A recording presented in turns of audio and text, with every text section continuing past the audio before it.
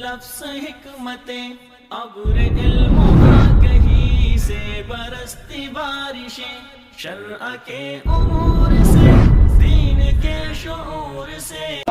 نبی علیہ الصلوۃ والسلام اپنے گھر والیوں کو، ازواج مطہرات کو، ہماری ماؤں کو روزے کی ترغیب دیتے.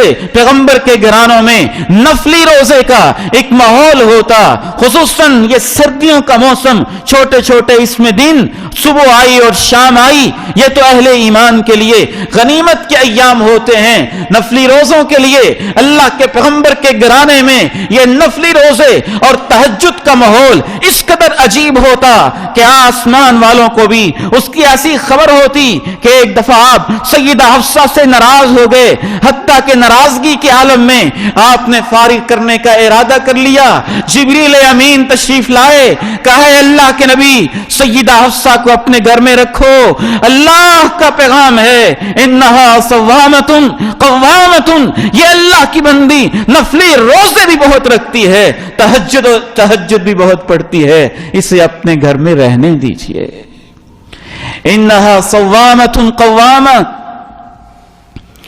رسول اللہ صلی اللہ علیہ وسلم کی حیات طیبہ سے جو چھٹا اصول سمجھ میں آتا ہے، حج و عمرہ کی ترغیب دیتے. آپ کے ساتھ آپ کے ازواج مطہرات نے حج کے سفر کیے. ساتواں اصول، جہاد کی راہوں میں ازواج مطہرات نے آپ کے ساتھ سفر کیے.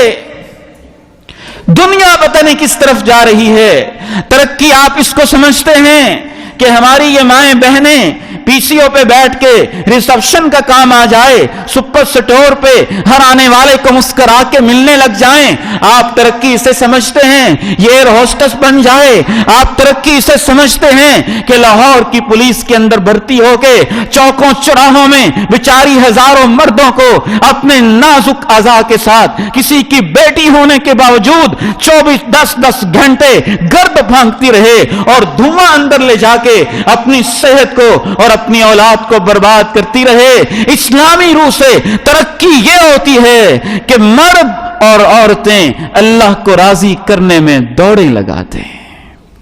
نماز میں، روزے میں، زکوٰۃ میں، حج میں، صدقات میں، انفاق میں، جہاد فی سبیل اللہ میں، اللہ کی راہوں کے اندر نکلنے میں.